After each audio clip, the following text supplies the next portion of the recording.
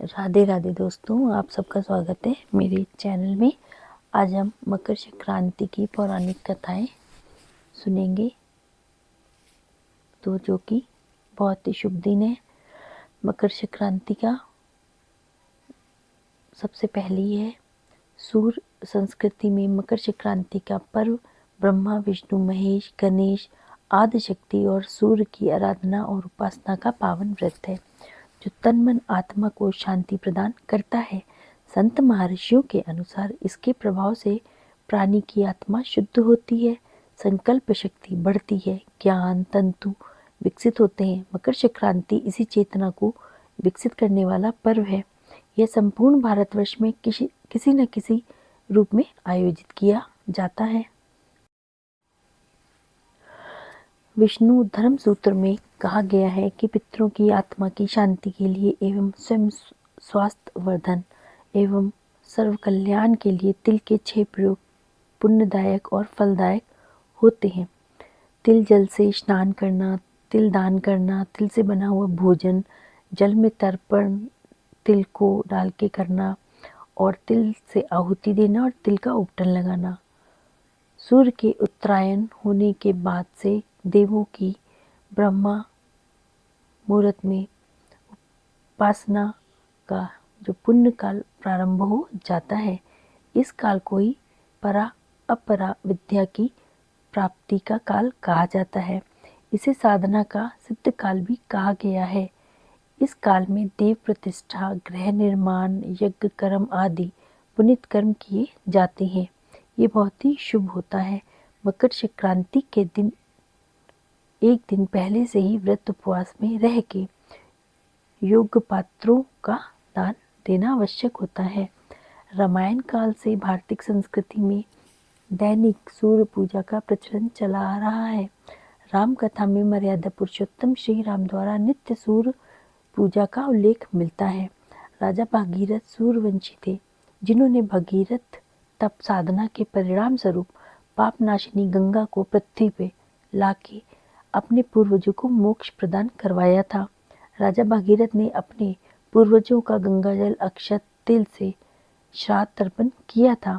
तब से माघ मकर संक्रांति स्नान और मकर संक्रांति श्राद्ध तर्पण की प्रथा प्रचलित है।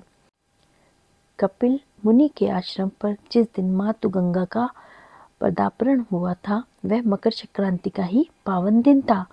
पावन गंगा जल के स्पर्श मात्र से राजा भगीरथ के पूर्वजों को स्वर्ग की प्राप्ति हुई थी। कपिल मुनि ने वरदान देते हुए कहा था कि मातु गंगे त्रिकाल तक जन जन का पाप हरण करती रहेंगी और भक्त जनों की 7 पीढ़ियों को मुक्ति एवं मोक्ष प्रदान करेंगी। गंगा जल का स्पर्श, पान, स्नान और दर्शन सभी पुण्यदायक फल प्रदान करेगा। महाभारत में पितामह भीष्म ने सूर्य के उत्तरायण होने पर ही स्वेच्छा से शरीर का परित्याग किया था। उनका श्राद्ध और संस्कार भी सूर्य की उत्तरायण गति में हुआ था। फलतः आज तक पितरों की प्रसन्नता के लिए तिल और अर्क एवं जल तर्पण की प्रथा मकर संक्रांति के अवसर पर प्रचलित है। सूर्य की 7वीं किरण भारतवर्ष में आध्यात्मिक उन्नति की प्रेरणा देने वाली है। 7वीं किरण का प्रभाव भारतवर्ष में गंगा यमुना के मध्य अधिक समय तक रहता है। इस भौगोलिक स्थिति के कारण ही हरिद्वार और प्रयाग में माघ मेला अर्थात मकर संक्रांति या पूर्ण कुंभ तथा अर्ध कुंभ के विशेष अवसर उत्सव का आयोजन होता है। तो इस प्रकार से ये सारे ही काम इस दिन किए जाते हैं। ये कुछ पौराणिक गाथाएं हैं जो मैंने आपको बताई हैं। अब हम सुनेंगे कथा। आपके मन में भी कभी न कभी ये सवाल तो जरूर आया होगा कि मकर संक्रांति क्यों मनाई जाती है या इस त्योहार को मनाने के पीछे की वजह क्या है। हर साल जनवरी के महीने में मकर संक्रांति का त्यौहार मनाया जाता है। ये एक ऐसा त्यौहार है जो दुनिया भर में अलग अलग नामों से जाना जाता है। यह त्यौहार हर साल 14 या 15 जनवरी को भी मनाया जाता है।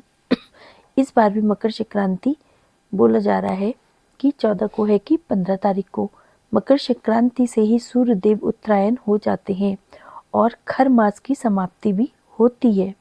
मकर संक्रांति का त्यौहार पोंगल, बीहू, उत्तरायण और खिचड़ी के नाम से भी मनाया जाता है।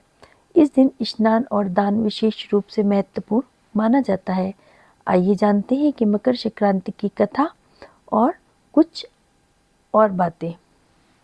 मकर संक्रांति का पर्व का उल्लेख श्रीमद् भगवत गीता में भी देखने को मिलता है। महाकाल से ही महाभारत में बताया गया है कि मकर संक्रांति का एक गहरा संबंध भीष्म पितामह से भी माना जाता है। भीष्म पितामह को अपनी इच्छा के अनुसार मृत्यु का वरदान प्राप्त था। जब वे वाणों की शैया पे लेटे थे तब सूर्य दक्षिणायन यानी कि अंधकार का समय में था। शास्त्रों के अनुसार माना जाता है कि दक्षिणायन में या फिर अंधकार के बाद शरीर त्यागने पर मोक्ष नहीं प्राप्त होता है। इसलिए भीष्म पितामह ने अपने प्राण त्यागने के लिए सूर्य के उत्तरायण यानी कि मकर संक्रांति होने का इंतजार करा। जैसे ही सूर्य ने मकर राशि में प्रवेश किया और उत्तरायण हुए, भीष्म पितामह ने अपने प्राण त्याग दिए ताकि उन्हें जन्म मरण के बंधन से मुक्ति मिल सके। अब हम बात करेंगे तारीख। भारतीय और हिंदू पंचांग के अनुसार अधिकतम हिंदू त्योहार चंद्रमा की स्थिति पर आधारित होते हैं। इसी कारण तिथि में बदलाव देखने को मिलता है। वहीं पे मकर संक्रांति का पर्व सूर्य के गोचर पे आधारित होता है, इसलिए इसकी तारीख लगभग स्थिर होती है। 14 जनवरी या फिर 15 जनवरी की रहती है। शास्त्रों के अनुसार मकर संक्रांति पर्व से ही देवताओं के दिन की गणना की जाती है। सूर्य देव मकर संक्रांति से उत्तरायण में रहते हैं और इस अवधि को दिन कहते हैं। वहीं सूर्य के दक्षिणायन में रहने की श्रीमद् भागवत गीता के अनुसार सूर्य देव की 2 पत्नियां मानी जाती हैं। एक का नाम था छाया और दूसरी का नाम था संज्ञा। संज्ञा को भगवान विश्वकर्मा की पुत्री बताया गया है। विवाह के बाद सूर्य के तेज को सहन न कर पाने के कारण संज्ञा ने अपनी छाया को सूर्य के पास ही छोड़ दिया और स्वयं तपस्या के लिए वन चली गई। छाया से कर्म और न्याय के देवता शनिदेव हुए और संज्ञा से धर्म और न्याय के देवता यमराज हुए। कथा के अनुसार छाया ने अपने पुत्र शनिदेव को अधिक स्नेह दिया।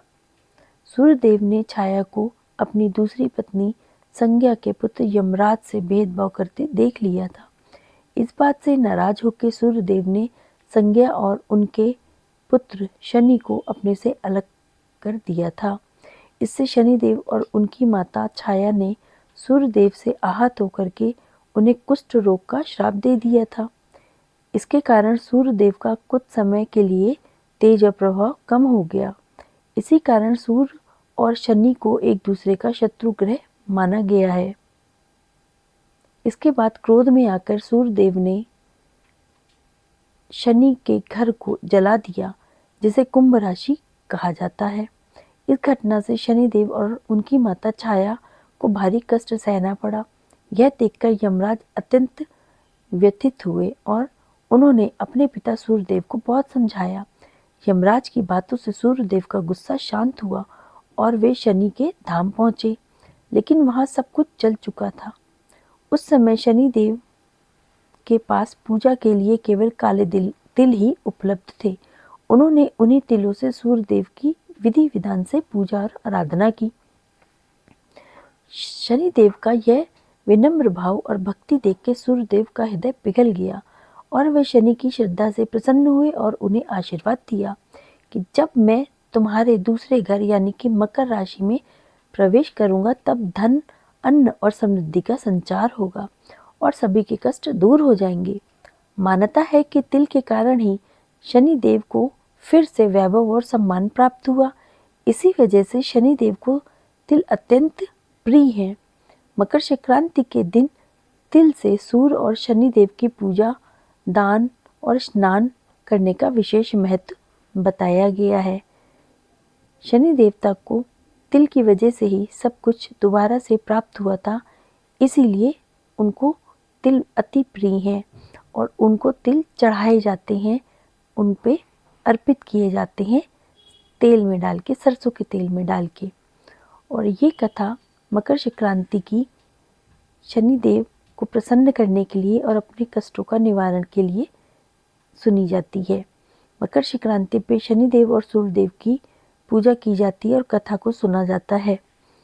सूर्य और शनिदेव के बीच में जो पिता और पुत्र का संबंध था और जो शत्रुता थी उसको कैसे समाप्त किया गया, ये कहानी और ये कथा इसलिए बहुत ज़्यादा लोकप्रिय है। क्योंकि मकर संक्रांति पे सूर्यदेव की पूजा की जाती है। इस दिन सूर्य धनु राशि से निकल के पुत्र शनि के स्वामित्व वाली मकर राशि में प्रवेश करते हैं। दोनों ग्रहों के बीच पिता और पुत्र का संबंध होने के बावजूद विपरीत स्वभाव है, लेकिन मकर राशि में सूर्य और शनि के इस दुर्लभ संयोग को ज्योतिष में बेहद ही लाभकारी माना जाता है। तो इस कथा को सुनने से आपके और आपके जीवन की सारी दुख और तकलीफें खत्म होंगी। ओम नमो भगवते वासुदेवाय। अगर कथा पसंद आई हो तो चैनल को लाइक, शेयर और सब्सक्राइब करिएगा। धन्यवाद।